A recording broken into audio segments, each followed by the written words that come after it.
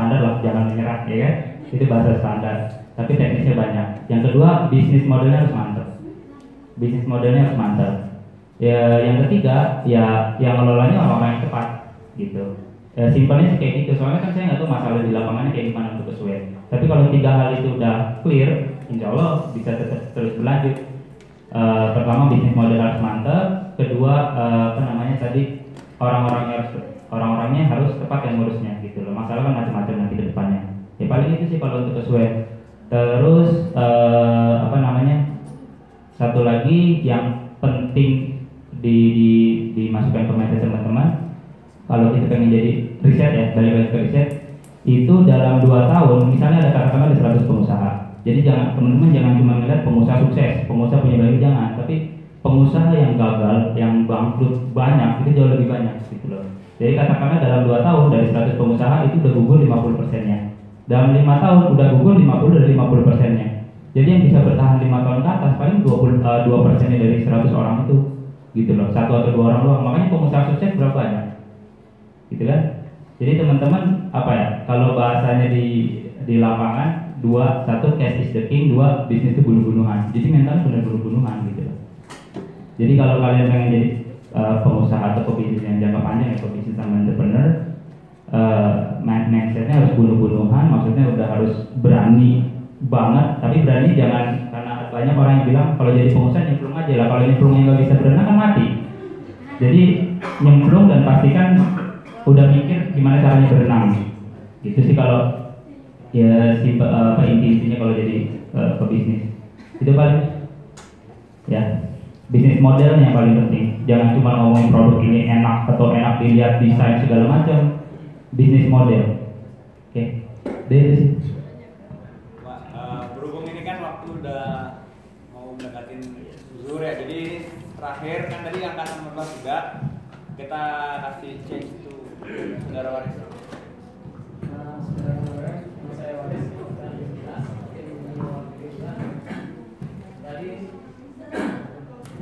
tadi membahas masalah dulu dan atau kita ketika ada di luar itu nanti banyak ilmu yang kita nggak bisa dipakai. Terus begini, berhubungan nama saya waris ini, saya sebenarnya udah ada beberapa pelajaran yang menjadi kesan saya, menjadi tujuan saya.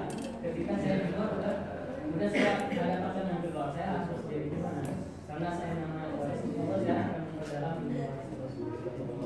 Nah, terus yang saya tanyakan, di mana mungkin ada masukan teman-teman kita semuanya, yang mana mereka masih belum menemukan tesennya dalam, terutama di dalam hukum ini kan, di Muamalah kan banyak tentang hukum tentang yang lainnya itu. Nah, mungkin caranya agar kita bisa menemukan tesen di dalam ilmu itu. Mungkin itu. Gimana caranya nemuin passion? Sampai detik ini banyak hal yang saya lakukan itu semuanya karena terpaksa. Tapi hikmahnya adalah begini cara Allah untuk supaya saya bisa berkembang. Itu hikmah yang saya dapat dari apa yang saya lakuin. Jadi nggak harus semuanya itu harus passion sih kalau saya pikir. Kalau memang kan kita ngomonginnya hal yang jauh lebih besar ya. Kalau ngomongin cuma passion, kita pengen jadi apa, kayaknya terlalu sempit. Kalau saya mikirnya udah fardu kifayah, terus mikirnya gimana buat umat dan yang lain. Banyak kan pengusaha sukses juga ada tuh yang mikirnya misalnya dapetin duit sebulan 10 juta, nggak ada. Mikirnya tuh gimana kita bisa merubah dunia, gimana cara kita untuk supaya Tazkiyah lebih baik. Tazkiyah ini gedungnya masih banyak yang kurang, katakanlah kurang sekitar 100 miliar, saya bisa ngisi pos itu. Terus caranya gimana? Macam-macam.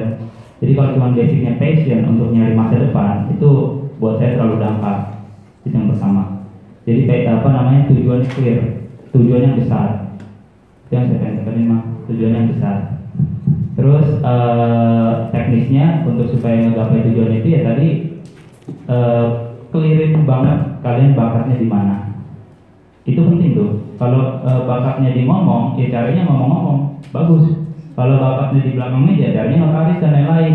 Itu nanti kalian akan cepat berkembangnya. Terus kalau S1 itu ilmunya masih dangkal. Jadi kalau kalian khususnya di hukum itu kan ilmu praktek ya. Apalagi kalau notaris, lawyer dan lain-lain itu kan ilmu praktek banget.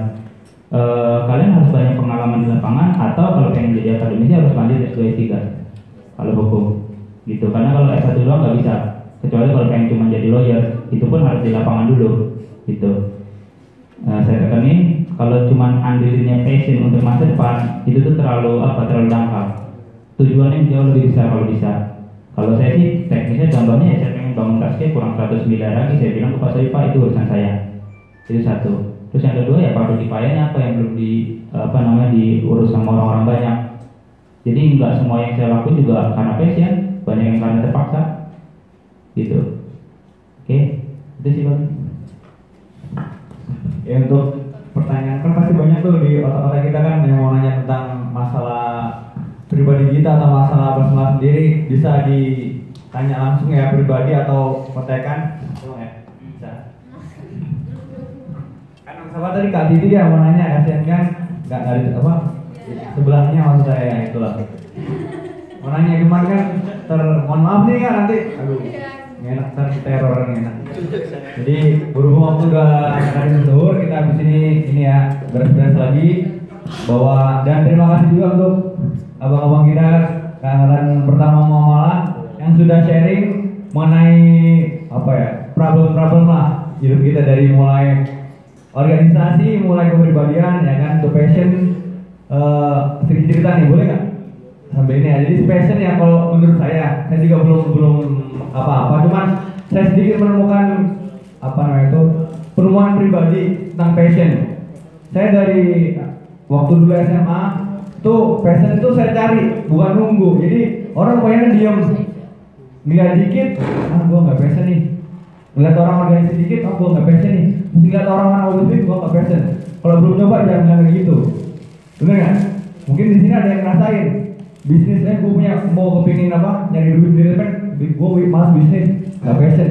Jangan ngomong gitu dulu, kerjain sampai tengah-tengah, pasti kan ngerasain, enak ternyata, nah itu passion berarti. Ya, kayak gitu. Kalau saya kan orang banyak tuh nemuin apa tujuan sama, jalannya beda gitu. Oke, gitu aja dari saya, dan terima kasih sekali lagi untuk Bang Ade sama Bang Putra. Bang Dimas, sorry, Bang Dimas. Agak sedikit lupa namanya. Jadi itulah, mungkin bisa dikontak, minta kontak langsung, bisa silakan, dan terima kasih. Ada momen. Oke. Mari lagi untuk acara kita pada siang hari ini dengan bacaan Alhamdulillah. Alhamdulillah. Dan semoga alumni Basmalah, alumni Tazkiyah khususan dari Prodi Muamalah disukseskan dan dilancarkan dalam urusannya. Amin. Al-Fatihah.